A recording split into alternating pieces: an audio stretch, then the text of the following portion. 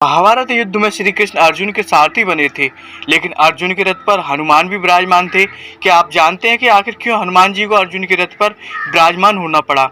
महाभारत के युद्ध में अर्जुन के रथ पर हनुमान जी ध्वज लेकर बैठे थे, यह तो आपको ही पता होगा। लेकिन क्या आप जानते हैं कि राम जी के लिए कमान संभालने वाले हनुमान जी महाभारत के युद्ध में अर्जुन के रथ पर कैसे विराजमान हुए? जानते हैं इसके पीछे की कथा के बारे में। त्रेता युग से ही राम जी का नाम लेकर हनुमान जी चिरंजीवी रहे, और ऐसे में एक दिन रामेश्वरम के पास उनकी भेंट अर्जुन से हो गई। अर्जुन को अपनी धनुर्धारी होने पर बहुत घमंड था। हनुमान से मिलने के बाद उन्होंने कहा था कि प्रभु, आपने त्रेता युग में अपनी सेना के साथ मिलकर एक पत्थर का जो सेतु बनाया, अगर मैं होता तो अकेले ही अपने बाणों से ऐसा सेतु बनाता कि बिना टूटे उस सेतु से सभी बहुत आराम से उसे पार कर लेते। ऐसे में श्री राम ने ऐसा क्यों नहीं किया? ऐसा सेतु क्यों नहीं बना लिया? हनुमान जी ने अर्जुन की पूरी बात सुनी और विनम्रता पूर्वक कहा कि जिस स्थान पर आप अभी खड़े हैं, यहाँ बाणों से सेतु बनाना असंभव है। ऐसा सेतु मेरी सेना का वजन क्या, मेरा ही वजन नहीं संभाल पाती।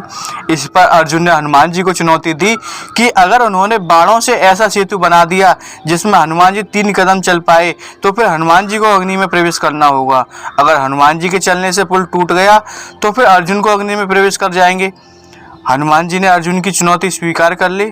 इसके बाद अर्जुन ने उनके सामने एक ऐसे सरोवर में बाणों का सेतु बनाकर तैयार कर दिया। हनुमान जी प्रभु राम का नाम लेकर उस सेतु पर चल पड़े, लेकिन हनुमान जी का पहला कदम पड़ते ही वो सेतु डगमगाने लगा।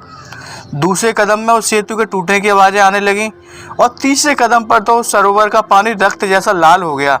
लेकिन अर्जुन के कहे अनुसार हनुमान जी सेतु पर 3 कदम चल चुके थे और अब उनके अग्नि में प्रवेश करने का समय आ गया। जैसे ही वो अग्नि में प्रवेश करने वाले थे, वैसे ही वहाँ श्री कृष्ण अवतरित हुए। उन्होंने हनुमान जी को रोका और उन्हें समझाया कि दरअसल ये सेतु तो पहले ही कदम में टूट गया था, लेकिन मैं कछुए का रूप लेकर इस सेतु के नीचे लेटा हुआ था। 2 कदमों के बाद तो ये सेतु टूट गया था और हनुमान जी का तीसरा कदम असल में श्री कृष्ण के ऊपर पड़ा, इसलिए सरोवर का पानी उनके रक्त से लाल हो गया। यह जानकर हनुमान जी को बहुत ही गिलानी महसूस हुई। उन्होंने क्षमा मांगते हुए उनसे अपने पाप का प्रायश्चित करने का उपाय मांगा। अर्जुन भी यह सब जानकर निराश हो गए और दोनों ने भगवान से क्षमा मांगी। तब श्री कृष्ण ने दोनों को समझाया कि जो भी हुआ उनकी इच्छा से हुआ।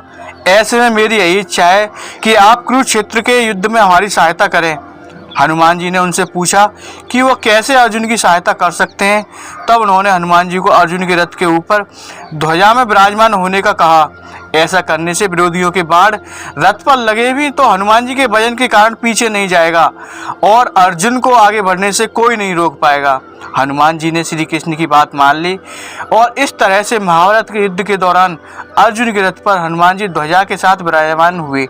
आशा करता हूँ ये वीडियो आपको ज़रूर पसंद आई होगी। इस वीडियो पर आपकी क्या राय है कमेंट करके ज़रूर बताइए। वीडियो पसंद आई हो तो लाइक और शेयर करना बिल्कुल मत भूलिए। चैनल पर नए हो तो चैनल को सब्सक्राइब कीजिए। वीडियो पूरा देखने के लिए आपका बहुत बहुत धन्यवाद। जय श्री राम, जय बालाजी महाराज, जय बाबा नीम करौरी।